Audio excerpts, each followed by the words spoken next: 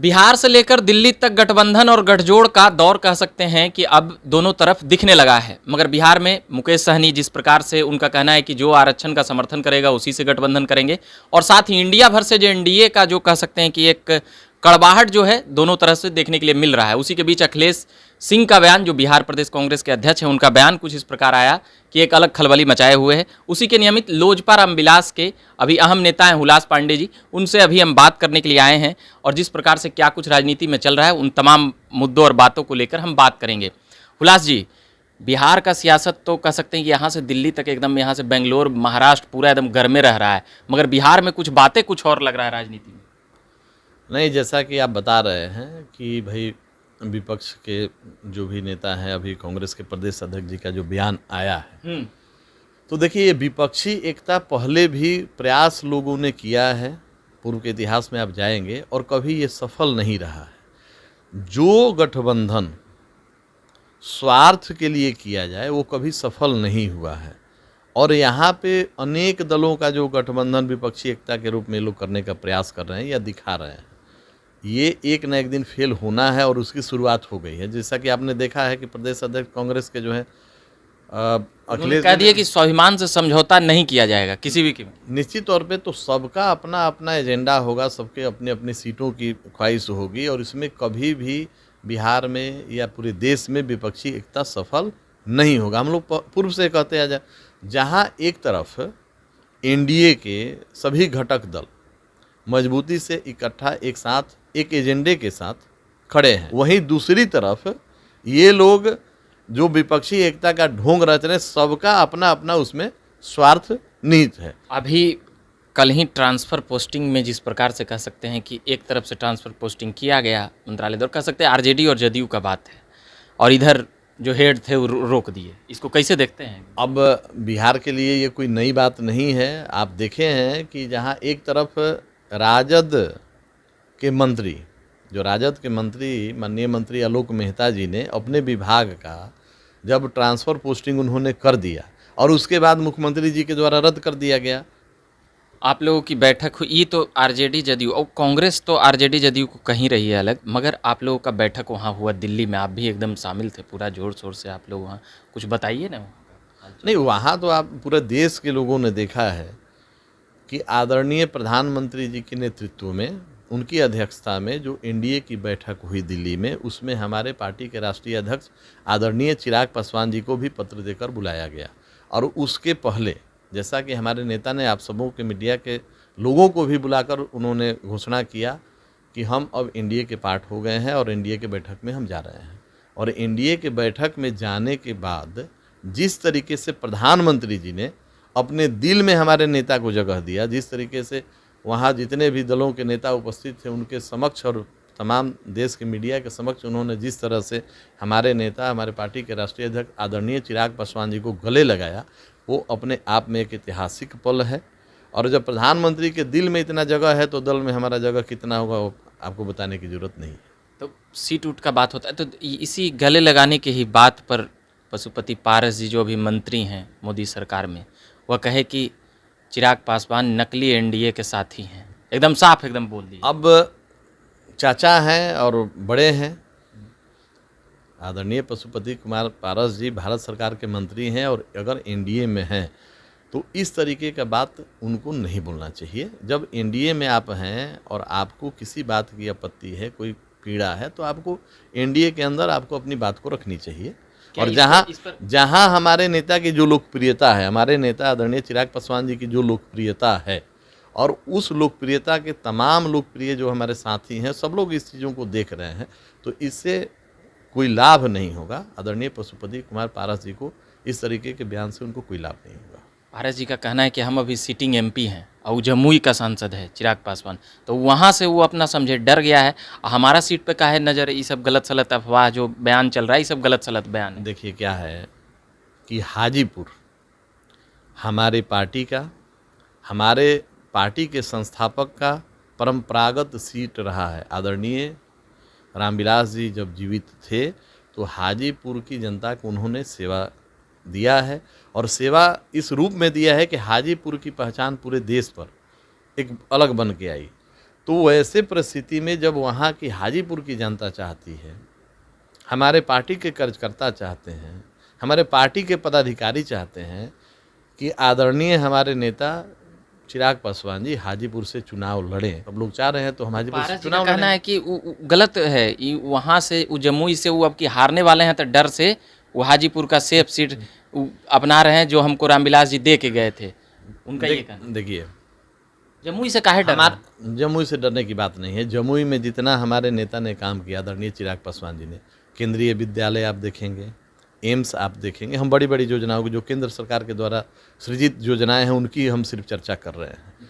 तो जब रेलवे स्टेशनों का सौंदर्यीकरण का बात हो तब, रेलवे लाइन का विस्तारीकरण का बात हो तब, एम्स का स्थापना का बात हो तब, और केंद्रीय संस्थान जो हमारा केंद्रीय विद्यालय है, ऐसे संस्थानों की स्थापना अगर जमुई में होती है तो इसमें निश्चित रूप से हमारे आदरणीय नेता और जमुई के माननीय सांसद चिराग पासवान जी की अहम भूमिका है। क्रेडिट तो भाजपा वाला भी ले सकते हैं ना, वो लेते ही रहते हैं, वो कहेंगे कि हमारी सरकार ने कराई। नहीं, आपकी सरकार ने कराई, लेकिन हमारे माननीय सांसद ने उसके लिए आग्रह किया, उसके लिए हर तरीके के हर प्लेटफॉर्म पर उन्होंने पत्र लिखा, उन्होंने आपसे आग्रह किया, और जो एक माननीय सांसद का कर्तव्य होता है उन्होंने बाखूबी निभाया। अब इसमें ये तो हम सिर्फ मूल योजनाओं की बात कर रहे हैं, ग्राउंड में जाएंगे, अनेकों गाँवों को सड़कों से जोड़ने का काम हमारे माननीय सांसद और आदरणीय नेता चिराग पासवान जी ने किया है। आज भी जनता के बीच में जो उनकी लोकप्रियता है, आरएलजेपी वाले बोल रहे थे कि 2 साल से तो चिराग जी जा ही लगे हैं, पहले तो लापता का पोस्टर सटल था। अब देखिए, कौन क्या बोलते हैं ये महत्वपूर्ण नहीं होता है। महत्वपूर्ण ये है कि भाई आप हमारे विरोध में कोई भी आरोप लगा दीजिए, कुछ भी बोल दीजिए, तो आपके आरोप लगा देने से वो सत्य नहीं हो जाता। आपके कुछ बोल देने से जो आप बोलेंगे वही सत्य नहीं हो।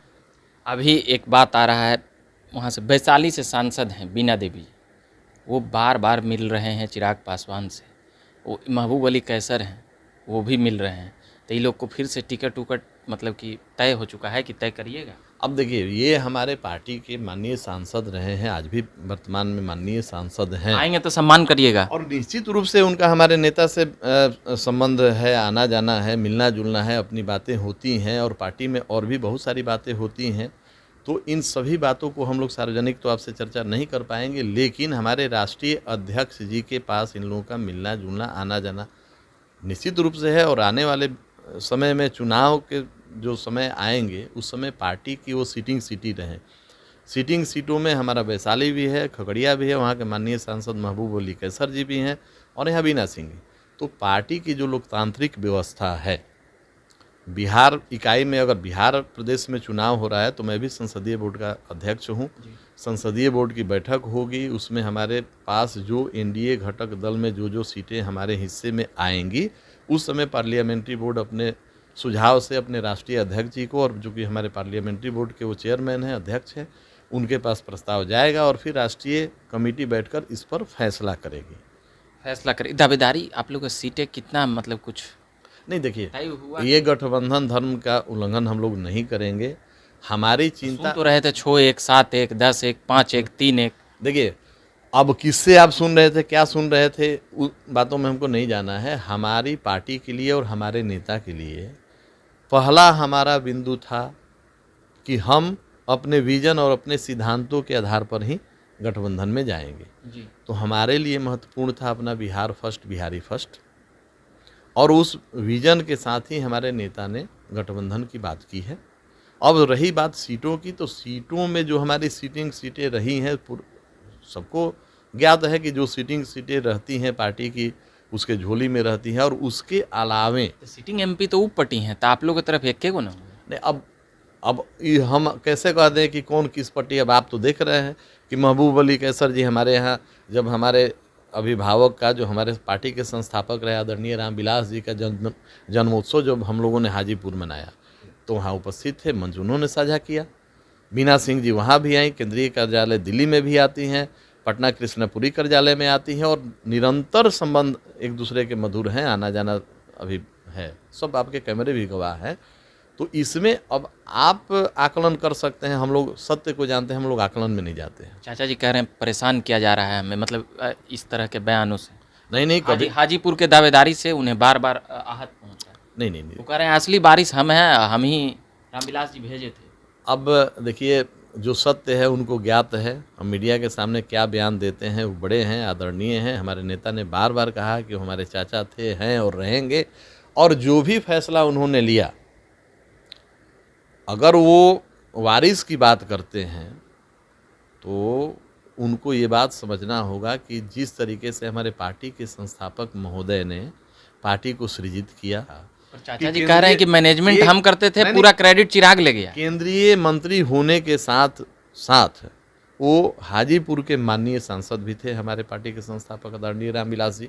जब भी कोई हाजीपुर का जनता, हाजीपुर का कोई भी नागरिक मतदाता अगर पहुंचता था तो महत्वपूर्ण बैठक में रहते हुए भी पहले हाजीपुर की जनता का वो सुनते थे, पहले उनसे मिलते थे, तब कोई वीआईपी हो, बड़े पदाधिकारी हो या कोई सांसद हो, विधायक हो, तब मिलते थे, जब पहले हाजीपुर की जनता से। ये उनकी भावना रही है। इसमें चाचा को आशीर्वाद देना चाहिए, चाचा को आशीर्वाद देना चाहिए। चलिए, चाचा जी को आशीर्वाद देना चाहिए। तो आप कहाँ से सुन रहे हैं कि आरा, बक्सर, सासाराम, कन्नेपट्टी? आपका तो बड़ी लंबा एने क्षेत्र रहता है। अब 4 गो 5 गो नेते हैं, 5-6 गो सीटें मिलेगा। देखिए, पार्टी की जो व्यवस्था है, जी लोक जनशक्ति पार्टी रामविलास अपने ना, लोकतंत्र, वो तो तय करेंगे। आपका इच्छा कुछ होगा ना? नहीं, अपना इच्छा।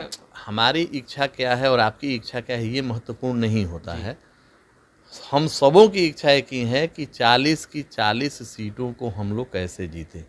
हमारे नेता आदरणीय चिराग पासवान जी पहले से ही सजग रहते हुए उन्होंने बार बार निर्देशित किया हम लोगों को कि पूरे बिहार के 40 जिला में संगठन को मजबूत रखिए, संगठन को इस तरीके से मजबूत रखिए कि जो उम्मीदवार एनडीए गठबंधन का किसी सीट पर अगर चुनाव लड़ता है तो वहां आपको गठबंधन धर्म का पालन करते हुए मजबूती से उनको जिताने का काम करना है, और जहां खुद पार्टी के उम्मीदवार होंगे वहां भी आपको जिताने का काम करना है। तो 40 की 40 सीट कैसे जीता जाए, यही एक लक्ष्य है। मगर हमारा एक ये है कि 4-5 नेता टॉप के हैं, सब जगह चलते रहता है। चिराग जी, राजू तिवारी, अरुण जी, हुलास पांडे, मतलब ये 4-5 को नेता का एकदम फिक्स है, एकदम कंफर्म, कोई काट नहीं। ऐसे आप आकलन करते होंगे, आप लोग आकलन करिए। हमारे पार्टी में सभी हमारे कार्यकर्ता महत्वपूर्ण हैं, सभी पदाधिकारी हमारे महत्वपूर्ण हैं। अब अगर हम पदाधिकारियों का नाम अगर काउंट कराने लगे तो दिन भर लग जाएगा काउंट कराने में। ऐसे अच्छा, अभी इंडिया भर से जो एनडीए पे ले लेते हैं, उधर भाजपा वाले बोल रहे हैं ये तो आपका पार्टी का पूरा एकदम हो गया, एकदम अंदर बाहर पूरा खबर हो गया। मगर बताते नहीं हैं आप लोग अथी वाला, बैठक उठक वाला कुछ हो। इंडिया एनडीए पर इंडिया मुजाहिदीन कहा जा रहा है इंडिया को, जो घटक दल बनाए हैं। इधर ई वाला और भी ईस्ट इंडिया कंपनी से तुलना की जा रही है, इस पर आपत्ति है। पूरा एकदम आप लोग परेशान वाली बात है। नहीं, देखिए क्या है कि आप अगर किसी गठबंधन का नाम इंडिया रख दें, रखा भी है, विपक्ष के लोगों ने रखा है, कब तक ये विपक्षी एकता रहेगा आपको भी ज्ञात है और थोड़े दिनों में आपको मालूम भी हो जाएगा। जहाँ एक तरफ आदरणीय माननीय मुख्यमंत्री जी बिहार के बेंगलोर जाते हैं और वहाँ जाने के बाद जो पहले से आप लोगों के मीडिया के माध्यम से कि कन्वेनर बनने वाले हैं, और जब उनको वहाँ संयोजक नहीं बनाया जाता है तो रूट कर बीच पीसी से वो निकल के चले आते हैं, ये भी खबर आप ही लोग चलाते हैं, और फिर आकर यहाँ से बयान दिया जाता है कि नहीं सब कुछ ठीक ठाक है। तो ये सब उन लोगों की अंदर की बातें हैं, और जो छनकर आप लोगों के माध्यम से हम लोगों तक पहुँचते रहते, पूरे देश की जनता देख रही है कि आपस में आपका एकजुट होने का उद्देश्य क्या है। आदरणीय नरेंद्र मोदी जी के नेतृत्व में अनेकों उल्लेखनीय काम भारतवर्ष में किए गए, चाहे जम्मू कश्मीर में धारा लागू करके जो कांग्रेस ने किया था उसको हटाने का काम हो तब, या ऐसे भारत के गौरव बढ़ाने वाले गौरवशाली, अभी आप देखेंगे कि चंद्रयान 3 आपका स्थापित हुआ है अंतरिक्ष में, तो जहाँ एक तरफ देश विकास के पथ पर आगे बढ़ रहा है, देश का गौरव बढ़ रहा है, पूरे विश्व में जो हमारे भारतवर्ष का पहले से जो प्राप्त है कि भाई विश्व गुरु भारत रहा है, तो जहाँ उस ख्याति की तरफ नरेंद्र मोदी जी लेकर बढ़ रहे हैं, वहीं आप विपक्षी एकता का उद्देश्य क्या है, आप जनता को बताइए तो कि हम विपक्ष एकजुट क्यों हो रहे हैं। आपका एकजुट होने का उद्देश्य क्या है? आपका एकजुट होने का उद्देश्य मोदी को हराना है एकदम। अब की क्यों हराना है भाई? 100 सीट, कल अखिलेश सिंह भी बोले 100 सीट में एकदम राप साफ मोदी। अरे अपने मुंह से कहना हो तो 100 सीट तो ज़्यादा बोल दिए, और भी कम बोल सकते थे। हम कह रहे हैं कि आप विपक्षी लोग अगर एकजुट हो रहे हैं तो एकजुट तो पहले संभव नहीं है, उद्देश्यहीन है विपक्षी एकता और स्वार्थ निहित है चलिए, तमाम सवाल ले चुके हैं, बाकी और तो कोई सवाल बचा नहीं है। अभी बात कर रहे थे हम लोजपा रामविलास के संसदीय दल के अध्यक्ष हैं हुलास पांडे जी। बाकी सांसद वाला भविष्य का कह सकते हैं कि सांसद आरा बक्सर एक आध को पसंदीदा सीट कौन है? ये पार्टी तय करती है, पार्टी की जो व्यवस्था है कि देखिए, अब पार्टी से अलग व्यक्ति होता है ना। देखिए, हम लोग गठबंधन धर्म का पालन करते हुए जो गठबंधन में हमको सीट मिलेगा उसके अनुरूप हमारी पार्टी उम्मीदवार तय करेगी।